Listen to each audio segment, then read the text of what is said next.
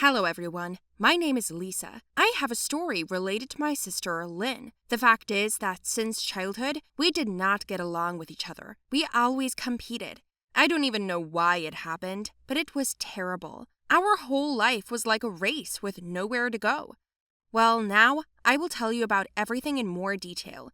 And you watch, do not forget to like the video, share my story with your friends, and most importantly, subscribe to the channel. This is my sister, Lynn, and we've had different interests since we were kids. Lynn and I were at loggerheads every minute. For as long as I can remember, we haven't been able to play games together, share food, clothes, or even a room. We fought so hard that Mom and Dad bought a house that had 2 separate rooms, for me and for my sister. As soon as it came to what we were going to watch in the evening, there was a struggle between Lynn and I. She liked one thing and I liked another, but sometimes I thought she really liked the same things I did, but she was just doing it to get on my nerves. Our parents clutched their heads, did not know what to do, and as time went on, we grew up. Over the years, we talked less and less, only doing things that infuriated each other. I knew my sister was jealous of my figure. I was more slender, I had straight legs, gorgeous hair, nails, I dressed well, and always looked spectacular. This infuriated Lynn even more. Maybe sometimes I did it on purpose, knowing how she's sensitive about her height and slightly bulging tummy. Thanks to my appearance, I quickly found a boyfriend. He was a rich football player. He had already started his career and we started dating. Ben won the heart of more than just me and my mom and dad. He was good-looking, successful, and rich. My parents and I weren't rich, but now I could afford everything. Lynn, in turn, when she found out that I now have such a guy, began to bite her nails even more. She was really freaking out about it because she still wasn't in a relationship. Then, right after school, she went to law school, said that she would work as a lawyer. I laughed at her, wished her luck, and told her that one day she might be able to climb the career ladder, but in the meantime, she would have to work as a free lawyer in the local city court. I knew it hurt her, but we had that kind of relationship, so it was okay. I thought about doing the same thing, but Ben changed all my plans. He proposed to me, and I couldn't refuse, especially since I loved him. I told my parents, and then I wrote to my sister. I invited her to our wedding, sent a photo of me happy with a diamond ring, but she only wrote a short, "Congratulations," and that was it. Yes, as you guessed, she didn't come to my wedding. At first, I was very offended, but then I realized that she was just jealous. My life has turned out much better than hers. Now I am the wife of a rising football star. Moreover, we are rich, and I went everywhere with him around the world to games. My parents were happy for me and worried about Lynn at the same time. I didn't really know what was going on with her, but I heard from my mother that she was all about studying and living on it. A couple of years later, I got pregnant. To be honest, Ben wasn't happy about the news. He wanted us to live by ourselves for the time being, but I didn't understand that because we had already lived together for 2 years. We did not deny ourselves anything. Went to different countries, cities, walked until the morning. We had fun, didn't have any worries. By then, I was ready to have a baby. I really wanted to become a young mother. And the night I got this great news, Ben came home from training, and I met him happy with dinner and a gift. I made a note for him that said we were going to have a baby. Ben was in a good mood. We had dinner, but when he found the note, his mood immediately changed. I hadn't expected this reaction, but I was angry. He tore it up and then shouted that he didn't want children yet, that he wasn't ready for me to have a child. At that moment, my whole world collapsed. I tried to explain that this is our baby, that we should be happy, that I'm also scared, but I want to become a mother. And then Ben said, "Just do it without me." I cried a lot.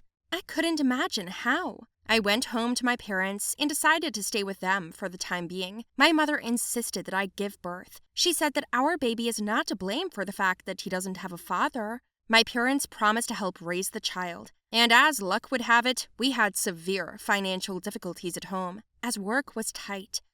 I didn't want to be a burden to anyone, and I still had a glimmer of hope that Ben would understand. But a week passed, then 2. He didn't show up. So I decided to go to him myself. When I arrived at his house, a strange girl opened the door for me. She introduced herself as his soulmate, said that she would be with him now. I could barely hold back my tears. And then Ben came out and said that if I decided to keep the baby, he would divorce me and not leave me a dime. I was shattered. I began to feel depressed, not knowing where to go. I went back to my parents, as there was no other way out. The only thing I was sure of was that I wanted to keep the baby. About a month later, when I had recovered a little, Lynn came to see my mom and dad. She had just finished the school year with excellent results and decided to visit her parents. Our meeting with her was unexpected for both of us. We embraced dryly, and for a long time we were silent sitting at the table. I didn't know if I should tell her about my life. My mom and dad asked her about her studies, and Lynn said that everything was difficult for her. But then she quipped that if she had been born beautiful like me, she would have had fewer problems. "Beauty is not happiness," I said to her, and she said to me with such an offensive, "What are you saying? You married a rich football player, and I have to tear my claws out to pass the next exam and somehow then find a job to live until the next salary." Her words sounded like accusations. My mother tried to reprimand her, but I stopped her. I got up from the table and showed her my stomach. "He left me, as you can see, despite my appearance," I told her, and then burst into tears and went to my room. After a while, Lynn came to see me. She was silent at first, and then asked how it happened. I told her everything, and it was so unusual to share problems with my sister, because we never did such a thing. I started crying again, and she sat so awkwardly closer, and then she hugged me, and I didn't hold back my emotions anymore. Lynn promised me that night that she would definitely help me win back some of the money. "If he doesn't want to be with you, he has to help, like the father of a child. I know that as a lawyer," she said. And Lynn kept her promise. She was with me at every trial, protecting my interests. Lynn argued in court. She talked to Ben, his lawyer, and answered all questions clearly and competently. That's when I really saw my sister for who she is. Her intelligence, strength, and firmness of character, I was proud of her. A few months later, my daughter was born, and I named her Lena, after her aunt. A lot has changed since then. We managed to win the trial, and Ben is now providing for the baby and me. After a couple of years, Lynn graduated and became a certified professional. She succeeded in her career, won cases that she took on, and I was always very proud of her. Imagine how much our relationship has changed. Now we were no longer the same rivals. On the contrary, now we were rooting for each other. My sister doted on my child. She just adored her. And when my daughter grew up, Lena persuaded me to go to college. I was ashamed to do it, but she persuaded me, explaining that it's never too late to start learning. She was right. Now I attend school in the evening while my parents look after the child. I decided to train as a fashion designer to come up with outfits for people of any shape. I think this is just what I needed. Lynn let me work on her a little, and I changed her hair color, her clothing style, and now I don't even recognize her. She's just beautiful. I was once again convinced that everything happens for a reason. What do you guys think? Do you have a little brother or sister? How do you feel about them? Have you ever thought about what would happen if you were left alone without them? My name is Mark. I want to tell you about my sister, or rather, why I hated her. Usually when another child is born in the family, it is groomed and cherished the most. And all because he is small. He is the youngest in the family, and accordingly, he needs more attention than the others. For me, it turned out very differently. When I was born, I wasn't the best. I didn't have any privileges. I didn't get snickered at. I didn't get more toys, and I didn't get more pocket money than my sister. She was more loved than I was. I had the feeling that she was younger than I was, although the age difference is 5 years. My sister's name is Alice. No, she's a good person and sometimes a good sister. Sometimes when she was in a good mood, she would bring me home new toys, ice cream, or even give me money. But there were days when she looked awful and acted like a bitch. She could have thrown me out of the room and slammed the door in my face. I didn't understand why her parents didn't scold her at such times. Why did they punish me for any such outbursts? Was she on a special account? But why and how? I remember once I had a birthday, but my parents said that there was no money for the celebration. And I wanted this event so much. I waited a whole year to ask for a new skate as a gift. And then, such a bummer. Naturally, my mood fell. The next day passed as usual, and in the late afternoon, I noticed that my mother was packing a suitcase somewhere. When I asked where she was going, she said that she and Alice should go to another country, and then promised that they would return soon. What? Another country? But how? Why not me? Why her? Why does she always get the best of everything? So they don't have money for a new skate and cake, but they do have money to go to other countries? Why should I do all this? My heart was filled with hatred for Alice that night. I went to her bedroom, watched her pack her own things, and just silently hated her. I have often wondered why they should have another child if there is no place for it in their heart. This unloved, sometimes superfluous member of the family was me. As long as I can remember, I've been trying to figure out the secret of my sister's difference from me. And can everything be simpler? It's just that she's she and I'm I. This continued for several more years, and things got even worse. My parents almost stopped noticing me over the years. I was in the house like a shadow, and I had already learned not to talk to them much, and not to pay attention to the way they hung around this witch. I went to school, did my own homework, signed up for sports clubs, and made plans to get out of the house as soon as possible. Yes, I made a final decision for myself. They will be better off without me. Or rather, they will not even notice my absence. I just needed to find a place to live and some part-time work for minors. I waited for the day when my mom and dad left on some business. They promised to return late at night. I picked up my duffel bag from under the bed and headed for the exit. As I was walking down the hall, Alice noticed me. "Hey Mark, where are you going?" she asked me. I was rude when I said it was none of her business. "What difference does it make? Do you care?" I shouted back. Alice made a surprised face, came up to me and asked why I was angry and rude to her. This question enraged me even more. I realized that the silence accumulated over the past months was about to tear me apart. And I gave in to emotions and I told my favorite parents everything I thought about my family. You ask why I'm angry? Because I don't exist in your fucking family. You live your own life.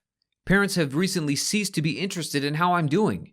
You sit down to dinner separately, separate from me. When I get home, no one even yells, "Mark, hi, how you doing?" And no one asks me how I'm doing at school. Do any of you know that I'm captain of the high school basketball team? Did you know that I've been going to a music club for a year now and I've learned to play the guitar? Yes, I learned to cook food myself with the help of Google. And all because you are not near me. You then with your father, then with your mother, travel around the world, go to some countries and do not even tell where you rested? And I wasn't even taken once. And then you ask why I'm angry? Maybe because I'm not your family, I shouted. I was yelling so hard that I thought my lungs were going to explode from the strain. I blushed and my eyes were streaming with tears. The resentment I had accumulated over the years spoke to me. Alice just stood there looking at me and crying. She just said, "I'm sorry," in a low voice. "Is that all? I'm sorry?" I asked her. She roared louder than me, slammed the door to the room, and cried. I didn't know what was going on. It turns out that my parents were standing behind me. They looked very depressed. Mom was crying too, and then she and Dad took me to the kitchen. My father said they had a serious conversation for me. I was prepared to hear that I was not their own child, that they had taken me for a fool, and now they were sorry and I had to leave. "Your sister has cancer," my mother said. She wept even louder. Dad put his arm around her, but he didn't look up from the floor. At that moment, I felt sick. I was prepared for anything but this news. Suddenly, I felt hurt, ashamed, and angry at the same time. "She was diagnosed with the disease a couple months before you were born, and your dad and I threw all our energy into her treatment. Alice was looking forward to your birth. When you were in my tummy, she read you her favorite stories every day. In the countries we went to, she received chemotherapy, after which she was very ill for a while. She sometimes couldn't even walk on her own, so she often kept the door to her room closed or maliciously kicked you out. She just forbade us to tell you about it because she wanted you not to be sad," my mother said. Then she pointed out that she was very sorry for me because when they saved one child, they did not notice how they destroyed another, me.